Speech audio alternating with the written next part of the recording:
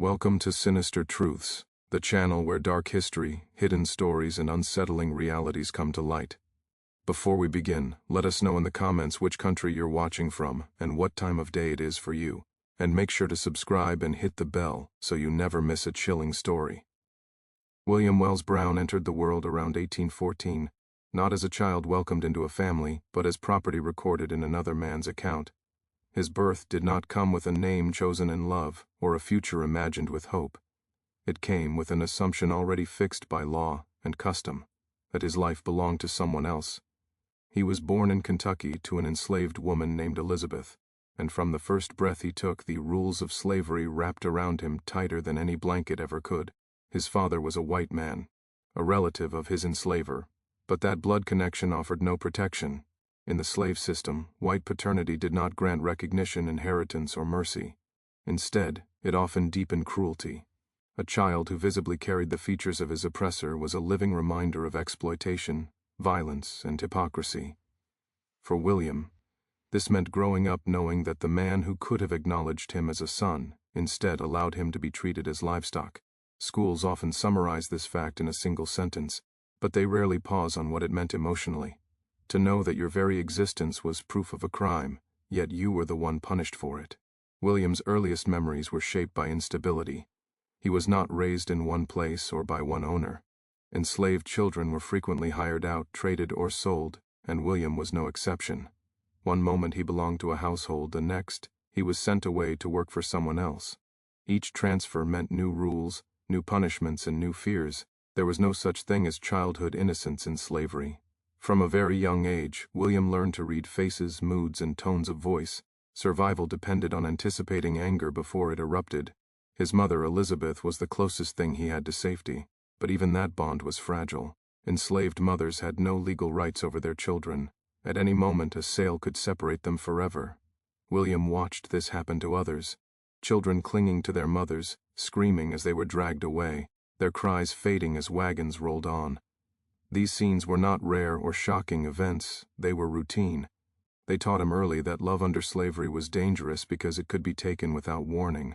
One of the most damaging lies about slavery taught in sanitized versions of history is the idea of the benevolent master. William Wells Brown's childhood destroys that myth.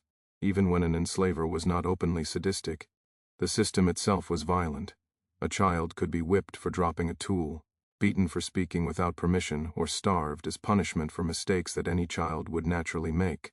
William experienced hunger not as an accident but as discipline. Food was control, clothing was control, sleep was control. Renaming was another form of violence. Enslaved people were often given the names of their owners, reinforcing the idea that they were extensions of someone else's identity. William did not choose the name he was born with, and later in life he would choose his own name as an act of rebellion.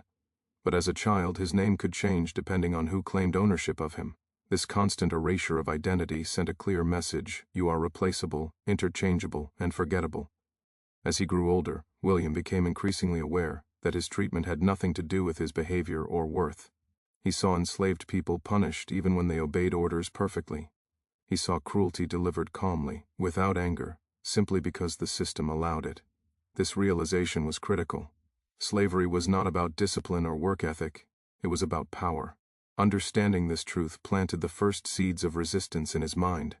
The emotional weight of being considered property shaped William's inner world. Enslaved children were taught to suppress emotions because crying could invite punishment.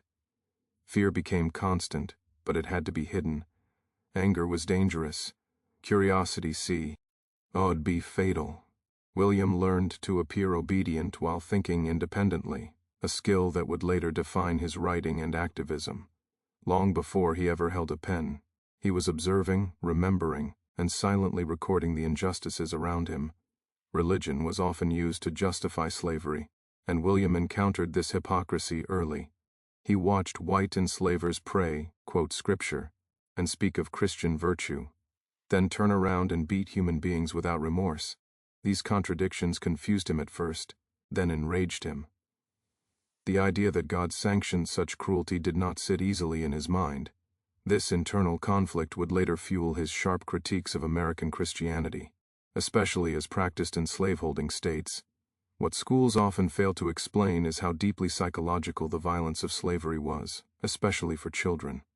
William was not just physically controlled, he was conditioned to doubt his own humanity. Enslaved children were told they were inferior, lazy, and incapable of intelligence.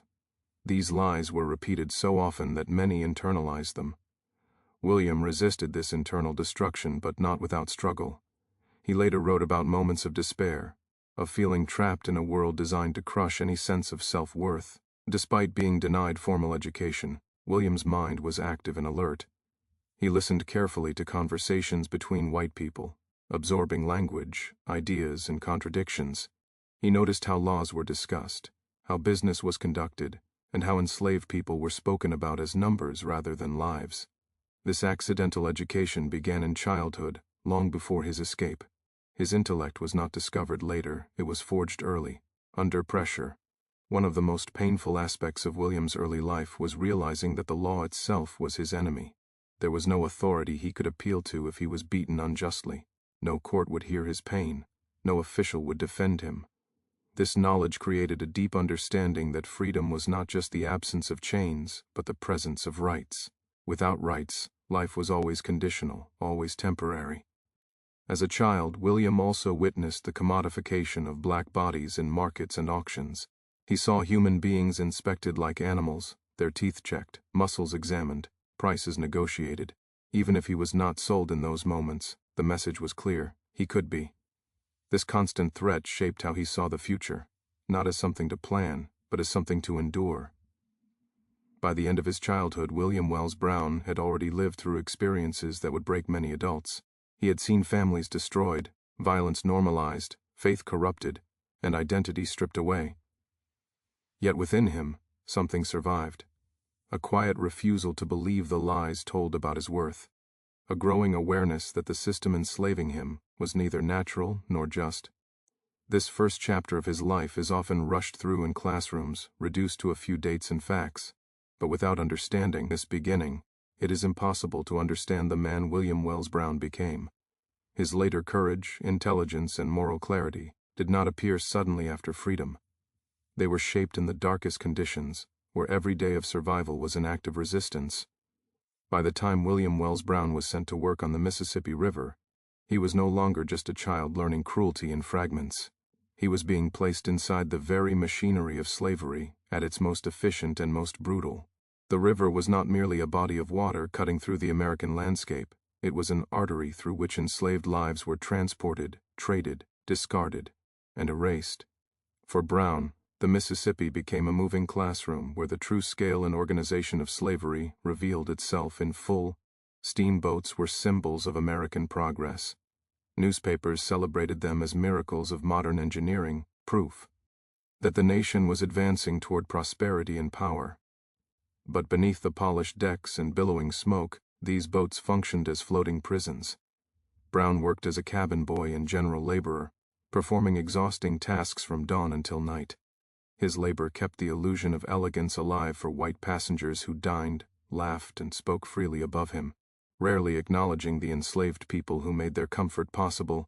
The Mississippi River connected slave states and markets like a conveyor belt. Enslaved people were constantly being moved southward, especially to places like Mississippi and Louisiana, where cotton plantations demanded endless labor. Brown watched chained men and women loaded onto boats, their destinations unknown to them, their families often left behind forever. The river swallowed their cries, carrying them toward lives of harsher labor and higher mortality rates. This was not accidental movement.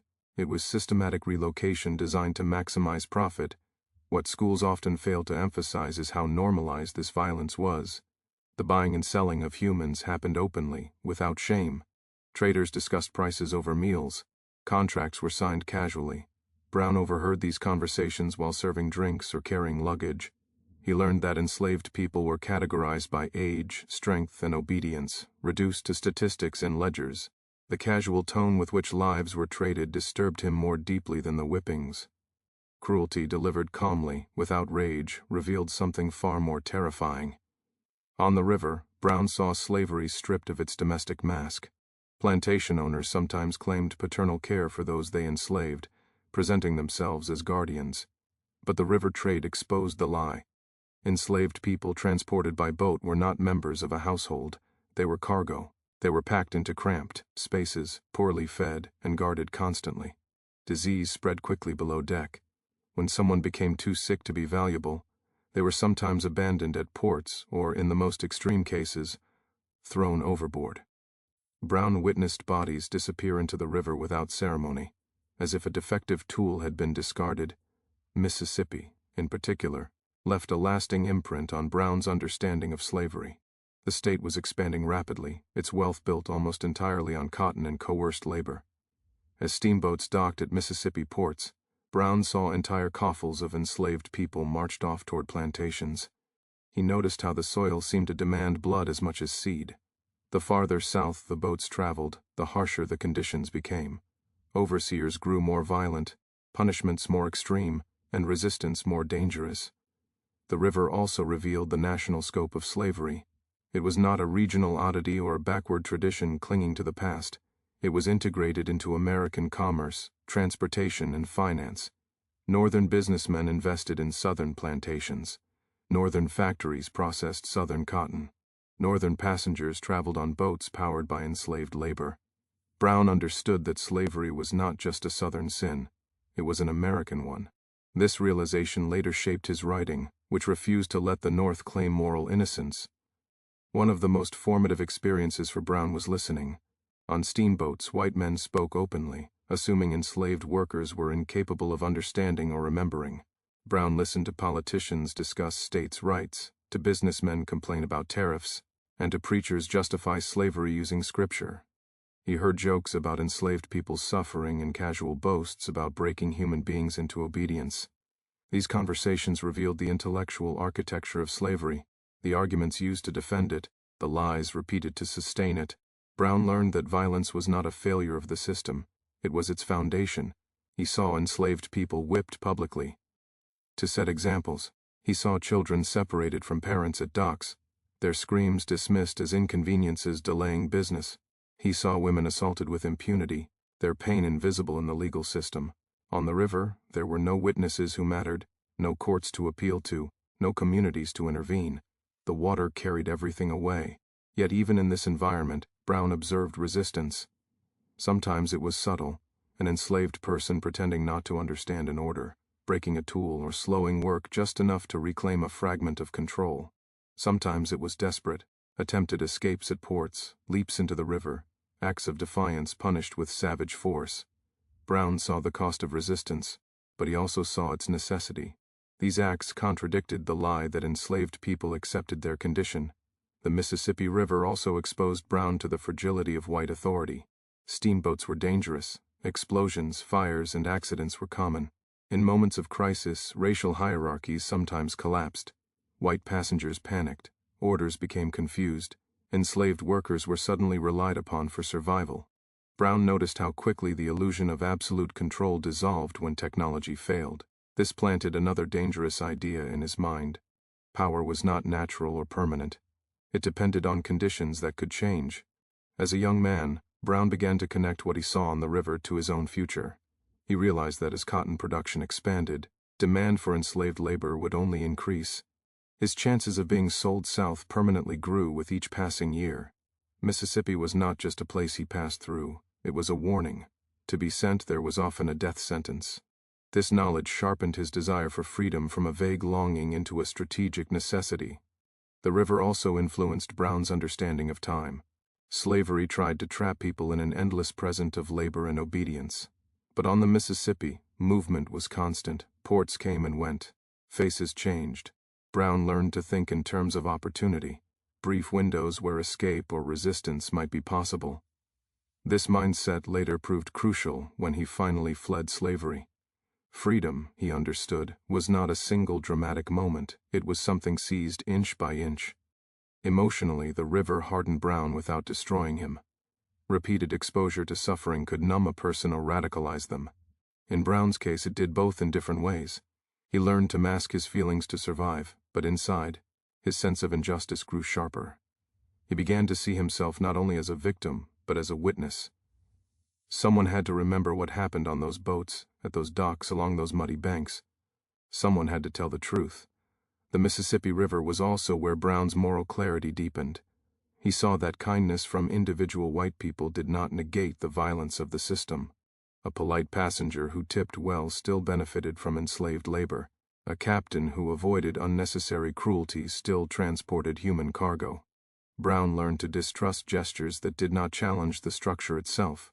This distinction would later separate him from reformers who advocated gradual change, without confronting the system's core.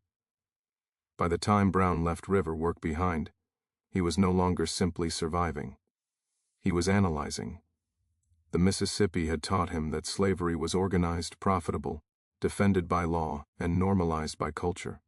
It was not going to collapse on its own. It would have to be exposed, challenged, and dismantled deliberately. This understanding turned him toward the pen long before he ever held one publicly. Schools often mention that William Wells Brown worked on steamboats, but they rarely explain why this mattered. The river transformed his perspective from personal suffering to systemic critique. It showed him how slavery functioned as an industry, how Mississippi sat at its heart, and how deeply the nation depended on it. Without the Mississippi River, Brown might have remained trapped in a smaller world of individual cruelty. Because of it, he saw the whole machine. This was the floating prison that shaped him, a moving landscape of chains and commerce, hypocrisy and horror. The Mississippi did not just carry cotton and passengers. It carried the truth of American slavery, and William Wells Brown carried that truth with him for the rest of his life. By the time William Wells Brown was forced deeper into plantation life, he had already seen slavery at work in households and on the Mississippi River. What awaited him next was even more revealing, because here slavery showed its true backbone, the overseer system and the law that protected it. If the river exposed slavery as an industry, the plantation revealed it as a regime, one ruled by fear, punishment, and legal silence. On plantations, power did not rest only in the hands of owners. It was delegated to overseers, men hired specifically to extract maximum labor through intimidation and violence. Overseers were not chosen for their compassion or judgment. They were chosen for their willingness to whip, starve, threaten, and terrorize. For William, this was a critical realization. Cruelty was not a personality flaw of a few bad men. It was a job requirement. Overseers often lived among the enslaved, watching constantly, listening for whispers, measuring productivity by the pound of cotton picked or the row of crops cleared. Every movement was monitored. Every pause could be interpreted as laziness or rebellion. William learned quickly that survival required not only physical endurance, but emotional control. A wrong expression on his face, a tone of voice that sounded too confident or too slow, could invite punishment. Whippings were not spontaneous bursts of anger. They were calculated tools of management. Overseers used them to set examples, often punishing one person publicly to frighten dozens of others into obedience. William witnessed these spectacles repeatedly. Enslaved people were tied to posts or trees, their backs exposed, their screams ignored. The sound of the whip carried across fields like a warning bell. Everyone learned to associate pain with productivity. What schools often avoid explaining is how normalized this violence was. Plantation schedules included time for punishment just as they included time for meals or rest. Records were kept. Whippings were discussed without embarrassment. Overseers were rarely reprimanded for excessive brutality, unless it resulted in the death of valuable property. Even then, consequences were minimal. The enslaved person's suffering was irrelevant. Only financial loss mattered. William saw how overseers cultivated fear deliberately. They exaggerated punishments, spread rumors of torture, and made examples of those who resisted. Children were not spared. Young boys and girls were beaten to teach obedience early. The goal was not correction, it was conditioning. By breaking people young, the system hoped to prevent resistance later. William carried the memory of these lessons deeply, understanding that slavery was a long-term psychological assault. The law stood firmly behind the overseers. In Mississippi and other slave states, enslaved people had no legal standing. They could not testify against white people. They could not file complaints. They could not claim assault, rape, or theft. The law defined them as property, and property had no voice. This legal silence was one of the most violent aspects of slavery. It meant that every act of cruelty was protected, not hidden. William began to understand something crucial. Slavery did not survive despite the law. It survived because of it. Legislators, judges, Sheriffs and patrols all played roles in maintaining the system. Slave patrols roamed the countryside at night, stopping black people, demanding passes, beating or killing those found outside planta. Shions without permission. These patrols were early forms of organized policing, designed explicitly to control enslaved populations. On plantations, punishments extended beyond whippings. Food rations were reduced. Sleep was denied. Families were separated as discipline. A husband could be sold away from his wife. A child could be taken from its mother. These were not tragic accidents, they were deliberate strategies. William saw how emotional bonds were treated as weaknesses to be exploited. Love itself became a liability. Overseers often justified their actions using language borrowed from religion and science. They spoke of enslaved people as naturally lazy, childlike, or dangerous. Violence, they claimed, was necessary for order. William listened carefully to these justifications, noting how easily cruelty dressed itself in logic. This awareness sharpened his later writing, which dismantled these arguments one by one with lived experience rather than theory. One of the most disturbing realizations for William was that many overseers were poor white men. They did not own land or slaves themselves. Yet they enforced the system with extraordinary loyalty. Why? Because the system gave them power over someone else. Even at the bottom of white society, they were elevated above every enslaved person. This hierarchy kept poor whites invested in slavery, turning them into its most violent defenders. William also noticed how owners distanced themselves from daily brutality. They hired overseers so they could maintain a self-image of respectability. When violence occurred, they blamed the overseer, even though they set the expectations. This separation allowed slaveholders to claim moral superiority while benefiting fully from terrorized labor. William learned to see this as one of slavery's most insidious tricks. The emotional toll of plantation life was immense. Constant surveillance created a state of permanent tension. Enslaved people were denied privacy, rest, and safety. William learned to sleep lightly, always ready to wake at the sound of footsteps. Dreams offered no escape. Fear followed into sleep. This chronic stress aged people quickly. William saw young men with the exhaustion of elders, women worn down long before their time. Yet even under this regime, enslaved people found ways to resist. Resistance did not always look like open rebellion. It appeared in slowed work, broken tools, secret gatherings, stolen moments of rest, whispered songs carrying coded messages. William observed these acts carefully. He understood that resistance was not always loud. Sometimes it was simply refusing to let the system claim one's inner life. Punishment for resistance was severe, but it did not eliminate defiance. This taught William another lesson. Violence could control bodies, but it could not fully control minds. The overseers knew this, which is why they targeted education so fiercely. Reading and writing were forbidden because knowledge threatened the system. An educated enslaved person could imagine a different future. That imagination was dangerous. William's experiences on plantations also reshaped his understanding of masculinity and power. He saw how violence was used to humiliate men, to strip them of dignity in front of families and communities. Enslaved men were punished publicly to demonstrate that they could not protect themselves or others.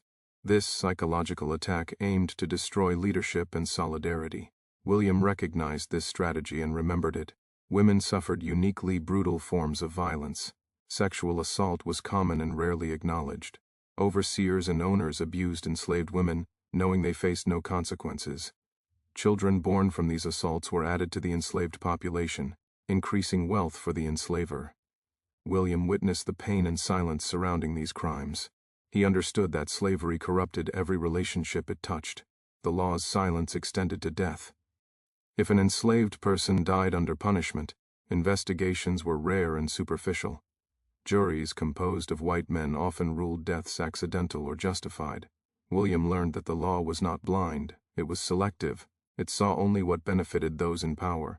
This realization destroyed any remaining illusion he might have had about justice under slavery. Over time, William began to connect his observations into a larger understanding. Slavery was maintained by three pillars: economic incentive, legal protection, and psychological terror. Remove one, and the system weakened. This analytical framework did not come from books or lectures. It came from watching people suffer and asking why it was allowed to continue. These lessons hardened William's resolve. He knew that escape alone was not enough. The system had to be exposed. The overseer's whips, the lawmaker's silence, and the owner's hypocrisy all needed to be named. Silence protected cruelty. Testimony threatened it. Long before he became a writer, William Wells Brown was gathering evidence in his mind. Schools often portray slavery as a tragic chapter driven by ignorance or prejudice. William's life tells a harsher truth. Slavery was intelligent, organized, and defended by law. It knew exactly what it was doing. Understanding this is uncomfortable, which is why much of it is softened or skipped in classrooms. By surviving the overseer system and witnessing the law's complicity, William Wells Brown gained something dangerous: clarity. He no longer believed in accidental cruelty or isolated injustice. He saw a system designed to break human beings and call it order. That clarity would later fuel his escape, his writing, and his relentless challenge to American hypocrisy. This was the world that shaped him. Not chaos, but structure. Not random violence, but sanctioned brutality. And once William Wells Brown understood that truth, there was no unseeing it. By the time William Wells Brown entered adulthood, he had learned something that terrified the system holding him captive. Education did not begin or end with books. Slavery tried to starve the mind as thoroughly as it starved the body, but Brown discovered that observation itself could become a form of learning. Denied the right to read or write openly, he turned the world around him into a living text, studying people, power, and contradiction with relentless attention. Plantations and steamboats were not just places of labor, they were theaters of American life. Brown watched closely. He noticed how white men spoke differently depending on who was listening. Among themselves they admitted fears, doubts, and greed. In front of enslaved people, they performed confidence and authority. Brown learned to separate performance from truth. This skill, developed under necessity, later became one of his greatest intellectual strengths. Listening became his classroom. While serving meals or standing silently nearby, Brown absorbed conversations about politics, law, and economics. He heard white men argue passionately about freedom from British tyranny, the sanctity of property rights, and the dangers of government overreach. These discussions fascinated him, not because he agreed, but because of the glaring contradiction they revealed. The same men who praised liberty denied it completely to others. Brown began to understand that American ideals were often spoken as abstractions, detached from the lives they affected. Because enslaved people were assumed to be ignorant, white society rarely guarded its language around them. Brown exploited this blindness. He memorized phrases, arguments, and stories. He noticed patterns in how enslavers justified themselves. Slavery was defended as a necessary evil, a natural order, or a benevolent institution. Brown tested these claims against reality. Nothing he saw supported them. The gap between rhetoric and reality became impossible to ignore. Religion in particular drew his scrutiny. Brown watched enslavers pray with fervor, attend church regularly, and quote scripture with confidence. He also watched those same men whip human beings, break families apart, and profit from sexual violence. Ministers preached obedience to enslaved congregations while dining at the tables of slaveholders. Brown concluded that religion, as practiced within slavery, had been twisted into a tool of control. Faith was used not to challenge injustice, but to sanctify it. Denied formal schooling, Brown learned letters and words in secret and in fragments. Sometimes he was taught by sympathetic individuals. More often, he taught himself by watching others read. He memorized the shapes of letters, the sounds of words, and the rhythm of language. Learning to read was dangerous. In many places it was illegal. Punishment could be severe. Yet the risk itself underscored the importance of knowledge.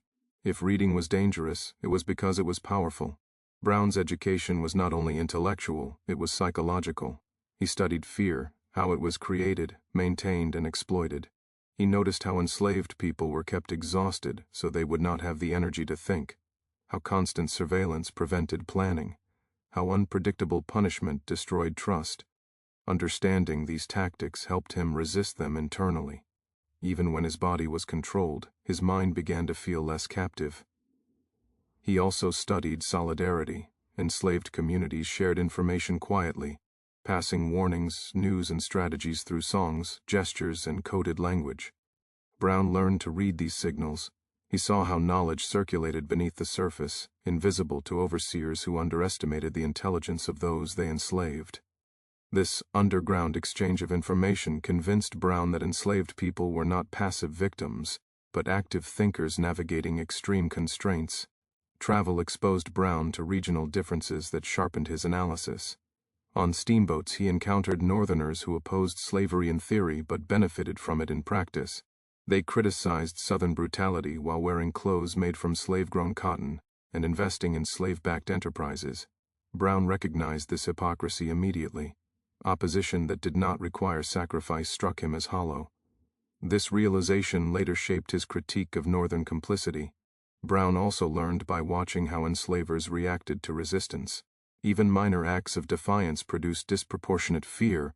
A rumor of rebellion could mobilize patrols and militias. A missing enslaved person could cause panic across counties. This fear revealed something important. Slavery was not secure. It depended on constant enforcement because it was fundamentally unstable. Brown realized that the system survived, not because it was strong, but because it was terrified of collapse. Language itself became a subject of study. Brown noticed how words were used to soften brutality. Whippings became corrections. Sales became transfers. Enslaved people were called hands or stock. This linguistic camouflage fascinated him. It showed how violence was hidden in plain sight, normalized through vocabulary. Later, as a writer, Brown would deliberately strip away these euphemisms, naming acts for what they were. One of Brown's most important intellectual developments during this period was his understanding of history. Enslaved people were told they had no past worth remembering. Brown rejected this lie. He listened to elders tell stories of Africa, of resistance, of lost relatives. He understood that memory itself was a form of resistance. Forgetting served the enslaver, remembering strengthened the enslaved. Brown began to see himself as a keeper of stories, even before he could write them down. Despite his growing awareness, Brown struggled internally. Knowledge did not bring immediate freedom. In fact, it sometimes increased suffering. Understanding unjust. Ice without the power to change it could feel unbearable. Brown experienced moments of despair, questioning whether awareness was a gift or a curse. Yet even in these moments, he refused to surrender his mind. He concluded that ignorance was a deeper prison than chains. Brown's developing intellect also changed how he saw himself. Slavery insisted that he was inferior by nature. His observations contradicted this daily.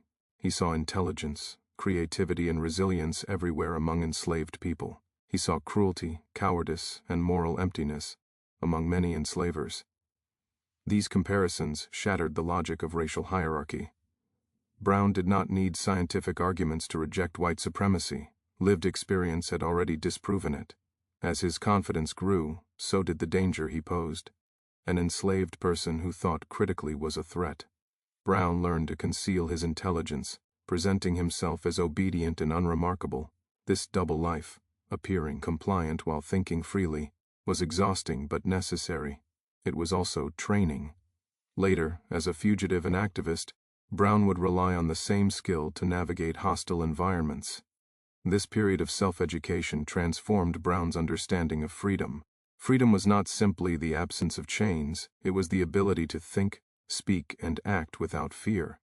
Many white Americans, he realized, were not truly free despite their legal status. They were trapped by prejudice, greed, and moral compromise. This insight complicated his vision of liberation. He did not want to trade one form of bondage for another. Brown's intellectual awakening also gave him purpose. He began to feel that survival alone was not enough. Witnessing injustice created responsibility. Someone had to tell the truth. Someone had to connect personal suffering to national identity. Brown sensed, even before escape, that his life might serve a larger role. This sense of calling did not come from prophecy or ego, but from necessity. Silence allowed cruelty to continue. Schools often present education as something given by institutions. William Wells Brown's life challenges that idea. His education was stolen in fragments, earned through risk, and sharpened by suffering. It was not gentle or orderly. It was forged under threat. This makes it easy to overlook, but also impossible to dismiss. Brown did not become intelligent after freedom. He became dangerous before it. By the time he began seriously considering escape, Brown's mind was already free in crucial ways. He understood the system that bound him, the lies that justified it, and the fears that sustained it. This knowledge did not guarantee success, but it made escape imaginable. Without imagination, freedom could not exist. Slavery worked hard to destroy imagination. Brown preserved his. This chapter of his life is rarely given full weight because it is difficult to measure. There are no diplomas, no classrooms, no formal teachers, yet this was the period in which William Wells Brown became who he truly was. Not just a survivor but a thinker, not just a witness but an analyst, not just an enslaved man longing for freedom, but a future writer preparing, silently, to expose a nation to itself. When William Wells Brown finally decided to escape slavery, it was not a moment of sudden bravery sparked by a single event. It was the slow, heavy result of everything he had seen, learned, and endured. Escape was not romantic in his mind. It was not a leap into freedom bathed in hope. It was a calculation made under pressure. Knowing that failure meant torture, sail deeper south, or death. By the time he acted, he understood that remaining enslaved was not survival. It was a delayed erasure. The opportunity came in 1834, through circumstances that were as fragile as they were rare. Brown's owner was traveling, and Brown was hired out to assist a man who opposed slavery, a Quaker whose beliefs clashed sharply with the system surrounding him. This man did something quietly radical. He treated Brown as a human being, not as property, not as labor, but as someone capable of choice. He offered help, not commands. For Brown, this was shocking. Kindness alone did not free him, but it revealed a truth slavery tried to bury. That another way of living was possible. The decision to flee was terrifying. Brown knew the geography, the patrols, the laws. He knew that fugitive slave laws extended beyond state lines, that slave catchers made their living hunting men like him. Escape did not simply mean crossing into a free state. It meant living under constant threat, knowing that any white person could betray him for money. Freedom, he understood, was conditional and fragile. Leaving meant abandoning everything familiar, including people he loved. Escape required secrecy. He could not tell most enslaved people his plans without endangering them and himself. This isolation was one of the cruelest parts of the process. Slavery forced people to choose between connection and survival. Brown carried the weight of that choice heavily, knowing that his freedom would come at the cost of separation. When he finally fled, there were no dramatic chases or cinematic moments. There was fear, silence, and careful movement. Brown traveled north, relying on luck, discretion, and the help of abolitionists who risked their own safety to assist fugitives. Each step forward carried the possibility of capture. Every knock, every unfamiliar voice, every sudden movement could be the end. He learned quickly that freedom required constant vigilance. Crossing into a free state did not bring immediate relief. Brown discovered that freedom on paper did not equal safety in practice.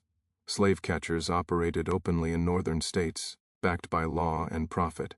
Free black people were frequently kidnapped and sold into slavery. Brown understood that his skin marked him as a target regardless of his legal status. The North was not a sanctuary, it was contested ground. Emotionally, freedom was disorienting. Brown had lived his entire life under surveillance. Suddenly, he had choices, but no clear sense of how to use them. Simple decisions, where to go, what to eat, when to rest, felt overwhelming. Slavery had stripped away autonomy so completely that reclaiming it required relearning how to exist. Freedom was not a door opening, it was a muscle that had to be rebuilt. Brown also faced a painful truth. Freedom did not erase trauma. The memories of whippings, screams, and losses did not vanish when chains were removed. Nightmares followed him. Loud noises triggered fear. Authority figures inspired instinctive caution. Brown carried slavery inside him even as he tried to leave it behind. This psychological residue is rarely discussed in classrooms, but it shaped his early years as a free man deeply. Work was another challenge. Brown took jobs wherever he could, often menial and poorly paid. Freedom did not guarantee dignity. Racism limited opportunities, wages, and mobility. He encountered white Northerners who opposed slavery but still believed black people were inferior. Their support came with conditions and condescension. Brown learned quickly that abolition did not always mean equality.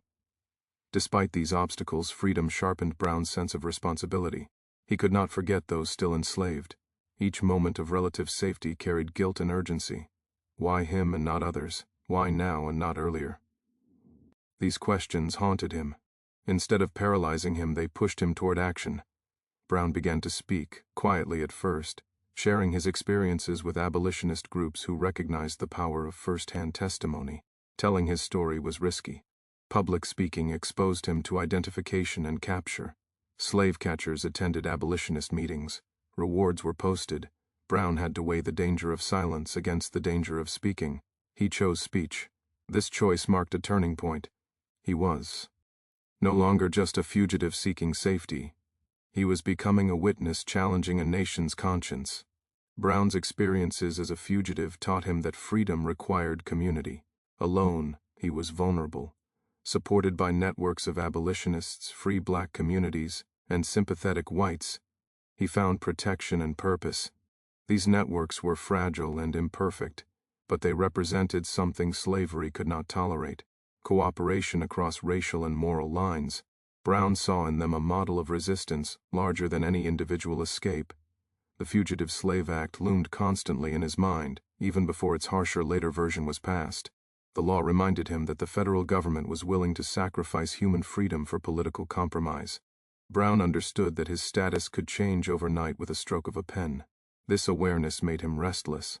Safety achieved through hiding felt insufficient. The law itself had to be confronted. Writing became Brown's next form of escape. Words allowed him to reach places his body could not safely go. Through writing, he could expose the system without being physically present. He could preserve memories that slavery tried to erase. Writing also allowed him to reclaim control over his identity. Naming his experiences in his own voice was an act of ownership long denied to him. Yet writing also reopened wounds. Revisiting trauma was painful. Each sentence required reliving moments he might have preferred to forget. Brown accepted this cost because he believed forgetting was a greater danger. Memory, he understood, was a battleground. Slavery depended on distortion and silence. Testimony threatened it. Brown's escape also reshaped his understanding of courage. Courage was not the absence of fear. It was action taken despite fear. He remained afraid long after gaining freedom. What changed was his willingness to let fear dictate his choices. This shift was gradual and hard-won. Freedom demanded not just escape from chains but resistance to intimidation. One of the most sobering lessons Brown learned was that freedom was unevenly distributed. Some fugitives were caught and returned. Others disappeared. Some found safety only to lose it later. Brown lived with constant awareness that his survival was not guaranteed. This knowledge fueled his urgency. Time mattered. Lives were at stake. Delay was dangerous. Schools often frame escape narratives as endings, but for William Wells Brown, escape was a beginning filled with uncertainty. It marked the transition from enforced silence to chosen risk, from survival to responsibility, from being acted upon to acting deliberately. Freedom did not resolve his story, it complicated it.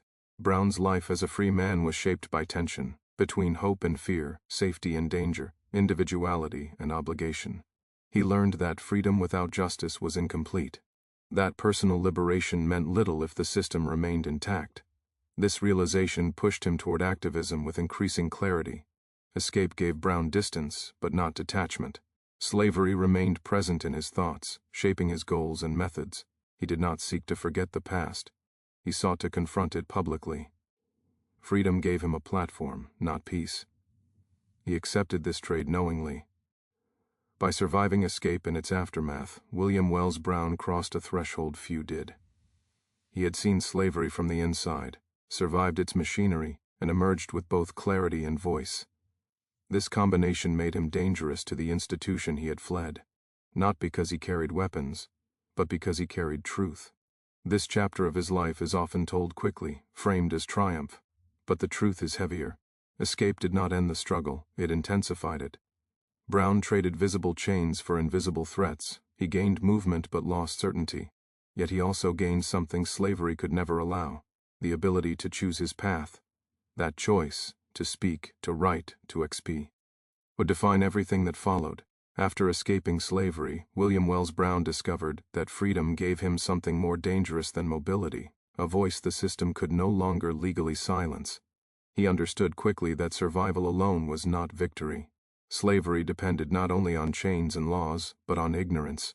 on the ability to hide its realities behind distance, denial, and carefully crafted myths. Brown decided that if slavery had tried to erase his voice, he would answer by amplifying it. The pen became his weapon, sharper than any blade, because it could travel where his body could not and reach minds slavery feared most. Brown's first public weapon was testimony. When he began speaking at abolitionist meetings, audiences were struck by his calm precision. He did not rely on exaggerated emotion or spectacle. He described what he had seen plainly, almost clinically, trusting the truth to carry its own force. This unsettled listeners more than dramatic appeals ever could. Brown spoke as someone who had observed slavery from the inside and understood it as a system, not just a collection of horrors. He named places, practices, and patterns. He refused to let listeners imagine slavery as distant or abstract. Soon, Brown turned to writing, recognizing its permanence and reach. Spoken words could be denied or forgotten. Written words remained. His narrative of William W. Brown, a fugitive slave, published in 1847, was not simply a personal story. It was an indictment. Brown structured his narrative carefully, weaving personal experience with analysis. He did not present himself as an exception or a curiosity. He presented himself as evidence. What made Brown's writing especially threatening was its clarity. He did not soften violence to protect readers' comfort. He described whippings, family separations, sexual exploitation, and psychological terror without euphemism. Yet he also refused to portray enslaved people as helpless victims. He showed intelligence, strategy, and resistance wherever he could. This balance disrupted dominant narratives that justified slavery by portraying black people as incapable or passive. Brown's writing also attacked the moral foundations of slavery directly. He challenged Christian justifications with surgical precision, pointing out how Scripture was selectively interpreted to support power. He exposed the hypocrisy of ministers who preached obedience while benefiting from enslaved labor. By doing so, Brown forced religious readers to confront their complicity. This was particularly dangerous in a society that used religion as moral armor. Mississippi and the Deep South appeared repeatedly in Brown's work, not as distant backdrops, but as central engines of cruelty. He described the cotton economy, the river trade, and the overseer system in detail, connecting individual suffering to national profit. Brown wanted readers to understand that slavery was not a regional anomaly. It was a pillar of American prosperity. This framing denied Northerners the comfort of moral distance. Unlike many white abolitionists, Brown did not argue for gradual reform or compromise. His writing suggested something more radical, that slavery was fundamentally incompatible with American ideals and must be dismantled entirely. He did not beg for sympathy. He demanded accountability. This tone distinguished him from other voices of the era and made him harder to dismiss. As Brown's reputation grew, so did the risks. Publishing his narrative exposed him to identification and capture. Slave catchers could use details in his writing to track him. Laws still permitted his return to bondage.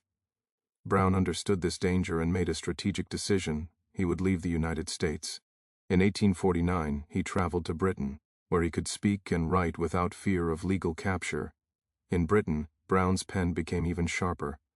Distance gave him safety, but it also gave him perspective.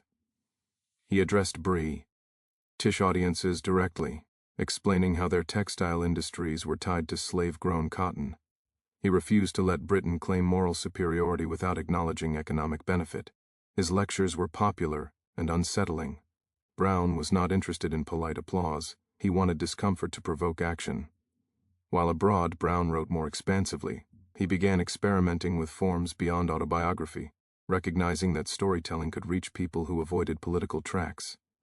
This led to Clotel, or The President's Daughter, published in 1853, widely considered the first novel written by an African American. The novel was daring in both content and implication. By fictionalizing the rumored enslaved children of Thomas Jefferson, Brown struck at the heart of American mythology.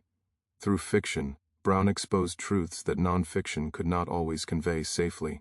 He explored sexual exploitation, racial hypocrisy, and the emotional toll of slavery in ways that forced readers to empathize rather than observe from a distance. Fiction allowed him to bypass defenses. Readers who might resist direct accusation found themselves emotionally entangled before realizing what they were confronting. Brown's choice to write a novel was strategic. He understood that narratives shape identity. America told stories about itself that excluded or distorted Black experience. Brown decided to enter that narrative space and rewrite it. He used the same literary tools white writers employed: romance, tragedy, irony, but repurposed them to reveal injustice. This was intellectual resistance at its highest level. Schools often overlook Brown's literary innovation, focusing instead on later Black writers. This omission hides how early and how boldly Black intellectual resistance emerged. Brown was not following a tradition, he was creating one. His work challenged the assumption that Black authors could only testify, not create. By writing fiction, Brown claimed full artistic authority. Brown's pen also documented resistance. He recorded rebellions, escape attempts, and everyday acts of defiance that contradicted the myth of enslaved contentment. He understood that history was being written by those in power, and that silence would erase resistance entirely. His writing preserved memory as evidence. Critics attacked Brown from multiple angles. Pro-slavery advocates dismissed him as bitter or unreliable. Some white abolitionists criticized his tone as too confrontational. Brown refused to soften his message. He believed politeness had preserved injustice for too long. Truth, he argued implicitly, did not need to be comfortable to be valid. Writing also became a way for Brown to reclaim time. Slavery had stolen his past, controlling his movements and labor. Writing allowed him to reconstruct his life on his own terms. He could revisit moments, analyze them, and place them within a broader narrative. This act of reconstruction was healing, but also political. It asserted ownership over experience. Brown's work circulated widely, influencing abolitionist thought on both sides of the Atlantic. His narratives were used in lectures, discussions, and organizing efforts. They armed activists with concrete examples that could not be dismissed as rumor. Brown became a source, not just a symbol. Importantly, Brown did not present himself as a solitary hero. His writing consistently acknowledged others, those who helped him escape, those who resisted openly and quietly, those who suffered without recognition.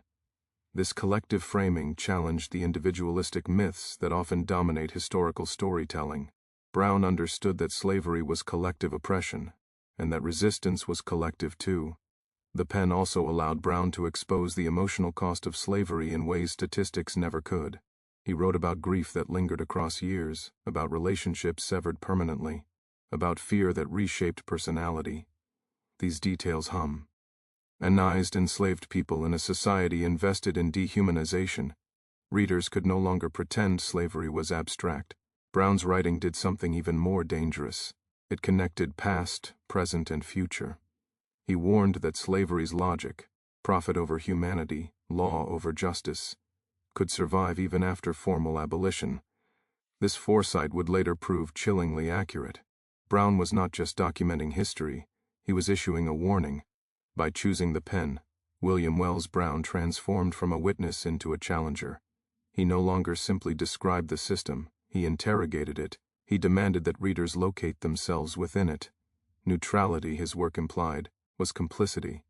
This phase of Brown's life is often reduced to a list of publications, but that reduction misses the stakes. Every word he published risked backlash, erasure, or violence. Writing was not safe. It was chosen. It was defiance. Slavery had tried to make Brown invisible.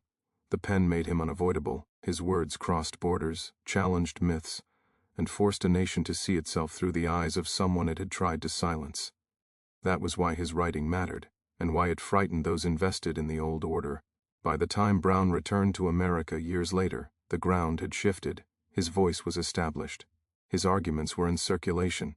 He had proven that an enslaved man could not only escape, but could also define the narrative of his own oppression. This was not the end of his struggle. It was a turning point. The pen had opened a new battlefield, one where ideas clashed, histories were contested, and the future of a nation was being argued sentence by sentence. By the time William Wells Brown's voice had crossed oceans and reached audiences on both sides of the Atlantic, the reaction from the slaveholding world was no longer confusion or dismissal, it was fear. Not loud fear, announced openly, but a quieter, more deliberate fear that expressed itself through bans, erasure, and silence. Brown had become dangerous in a way the system understood very well. He did not merely condemn slavery, he explained it. An explanation threatened the foundations of power more deeply than any single act of rebellion. In the American South, Brown's works were unwelcome to the point of prohibition.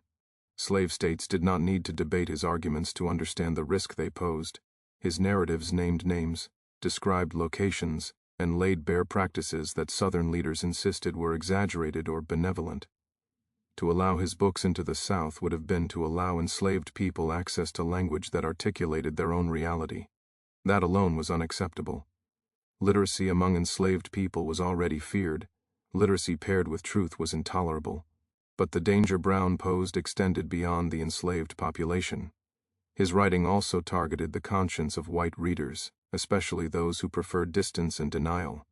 By connecting Northern industry, religion, and politics to Southern slavery, Brown collapsed the comforting illusion that responsibility ended at state borders.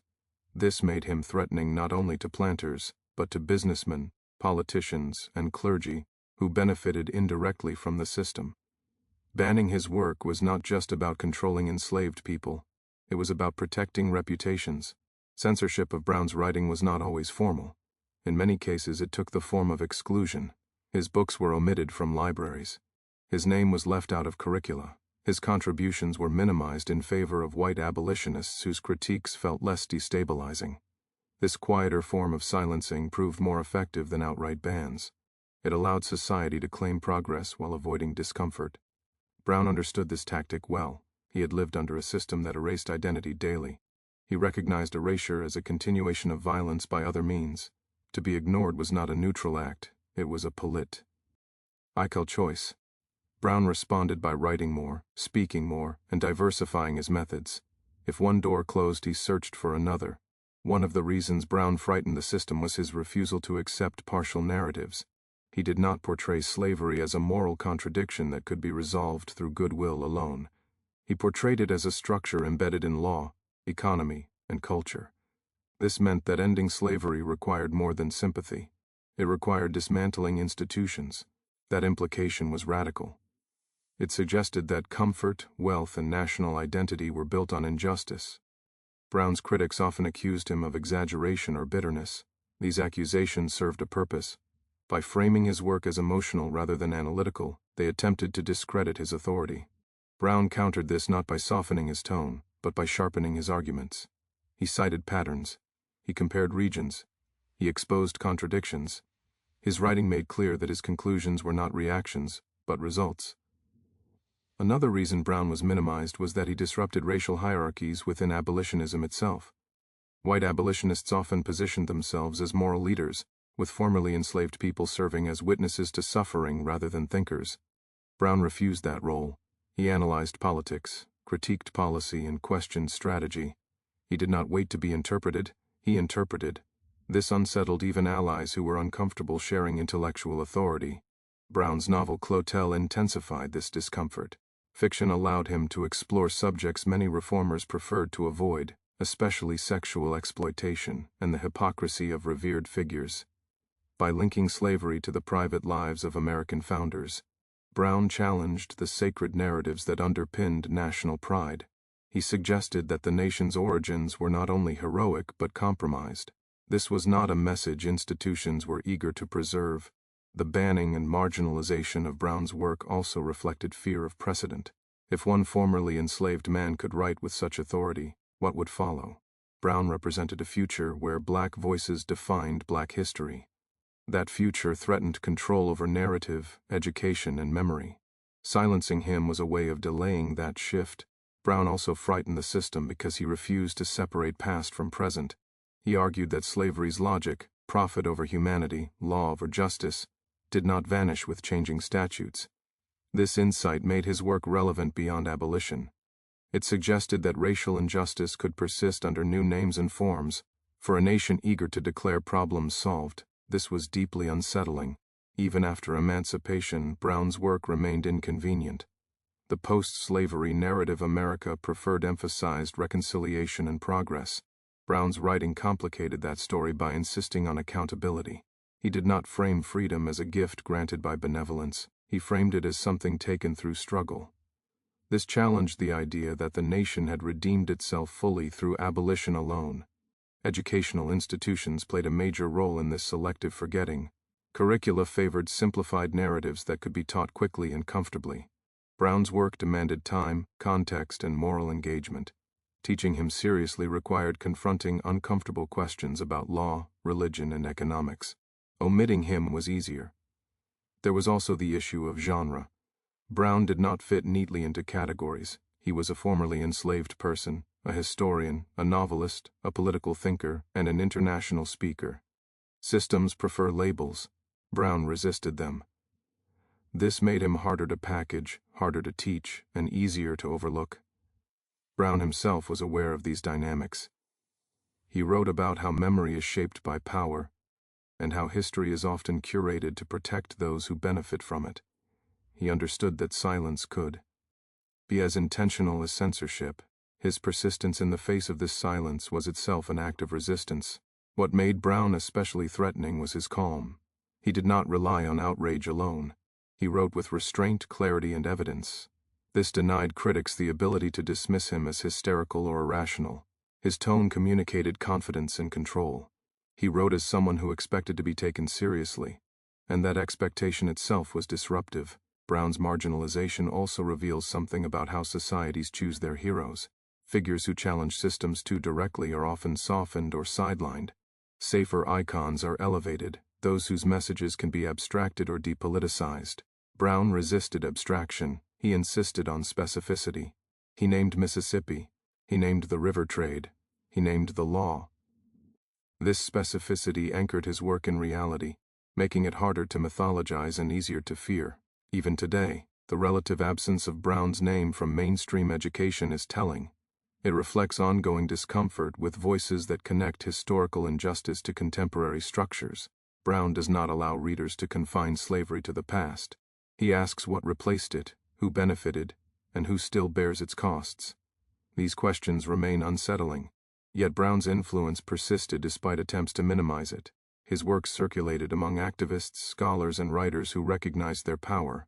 He helped establish a tradition of Black intellectual critique that did not wait for permission. Later thinkers built on foundations he helped lay, even when his name was not always acknowledged. The fear Brown inspired was ultimately a measure of his effectiveness. Systems do not silence what is harmless, they silence what threatens to change understanding.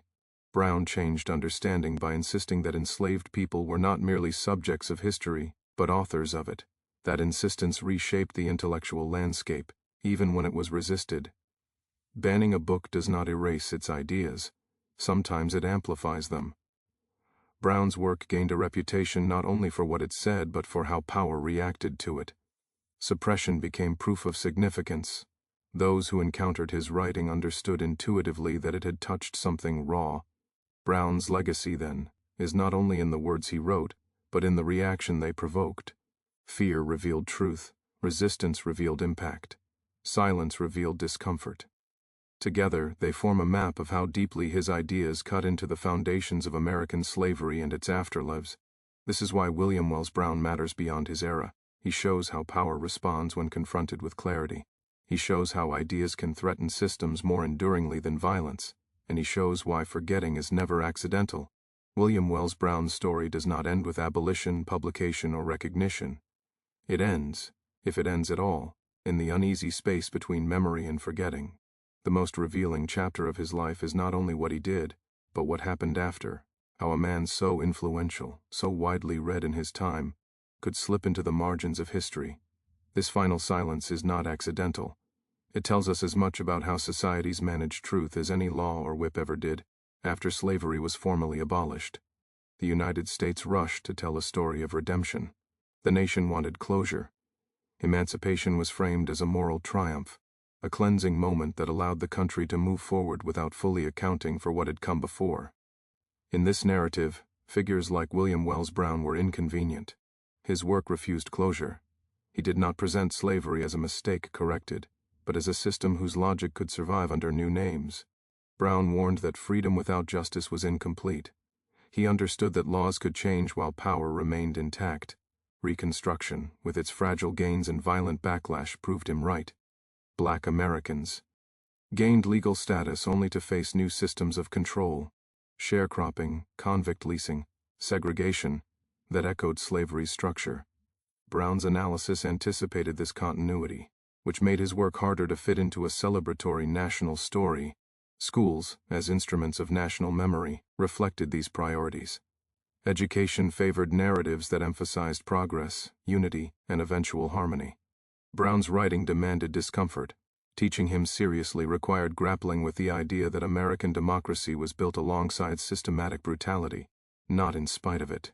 It required acknowledging that prosperity came at a human cost that could not be neatly contained in the past. Another reason Brown faded from classrooms is that his life challenges the hierarchy of historical voices.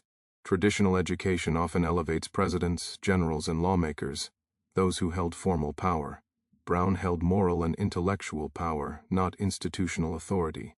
His influence came from clarity and courage rather than office or title. Systems that privilege official power often undervalue voices like his, even when their insights are deeper. There is also the discomfort of proximity. Brown does not allow slavery to remain distant. He ties it directly to Mississippi's economy, the river trade, religious institutions, and legal systems. He names places students can still locate on a map. This concreteness collapses the safe distance that abstract history provides. It forces readers to confront how local and familiar the machinery of slavery was. Brown's refusal to sanitize trauma also contributes to his marginalization. His writing does not offer easy lessons or inspirational platitudes. It confronts violence, hypocrisy, and betrayal directly. For curricula designed to be broadly palatable, this honesty is often considered a liability rather than a strength. The result is omission disguised as simplification. Another factor is genre. Brown does not fit neatly into a single category. He was a formerly enslaved person, a historian, a novelist, a political thinker, and an international lecturer. Educational systems often prefer clear labels. Brown disrupts them. He cannot be confined to a unit on slave narratives or a brief mention in literature. Teaching him properly requires interdisciplinary engagement, which demands time and commitment many curricula avoid. Brown's international perspective also complicates national storytelling. He did not confine his critique to the United States. He spoke to British audiences, challenged global economic complicity, and framed slavery as part of a transatlantic system. This global framing undermines nationalist narratives that isolate injustice as a uniquely Southern or American flaw corrected internally. Brown shows how interconnected exploitation was, and remains, perhaps most importantly, Brown threatens the myth of passive victimhood. He presents enslaved people as thinkers, strategists, and analysts of their own oppression. This challenges stereotypes that linger even in well-intentioned education. Recognizing Black intellectual agency in the 19th century requires rethinking assumptions about who produces knowledge in history. Brown also disrupts timelines. He does not fit cleanly into before and after categories. His warnings about the persistence of injustice resonate uncomfortably with the present. Teaching Brown seriously invites students to draw connections between slavery, segregation, mass incarceration, and economic inequality. These connections are politically charged, which makes avoidance tempting. Yet forgetting Brown comes at a cost. Without his perspective, history becomes flatter and less honest. Slavery appears as an aberration rather than a foundation. Resistance appears spontaneous rather than sustained. Abolition appears inevitable rather than contested. Brown's life reminds us that change required relentless pressure, risk, and sacrifice from those with the least protection. Brown also offers a model of intellectual courage that remains relevant. He did not wait for validation. He did not dilute his message to gain acceptance. He used every tool available, speech, narrative, fiction, history, to tell the truth as he understood it. In an era of misinformation and selective memory, this example matters deeply. Reintroducing Brown into education is not about adding another name to a list. It is about changing how history is taught. It means centering systems rather than heroes, voices rather than myths, and analysis rather than comfort. Brown teaches us to ask not only what happened, but who benefited, who suffered, and who decided what would be remembered. Brown's obscurity also reveals something hopeful. Despite suppression, his work survived. It was preserved, rediscovered, and re-examined by those who recognized its value. This persistence suggests that truth, even when marginalized, does not vanish.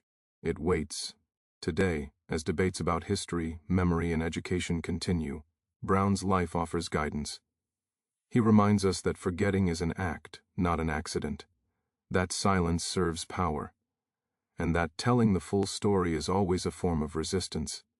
William Wells Brown was born property and died a free man, but his greatest achievement was neither escape nor publication. It was clarity. He saw the system that bound him, named it, and exposed it. He refused to let comfort override truth. That refusal is why his story matters, and why it has been so carefully, quietly set aside. To remember Brown properly is not to romanticize suffering or assign guilt without purpose. It is to recognize how deeply the past shapes the present, and how narratives are curated to protect power. It is to accept that progress without honesty is fragile. Brown does not offer closure. He offers responsibility. His life asks readers and students to decide what kind of history they want, one that reassures or one that reveals. Teaching William Wells Brown fully means choosing revelation over reassurance. In the end, the hidden story of William Wells Brown is not just about slavery or Mississippi or the 19th century. It is about memory itself, about who gets to speak, who gets heard, and who gets forgotten. Brown fought his entire life against erasure. The least we can do is refuse to continue it.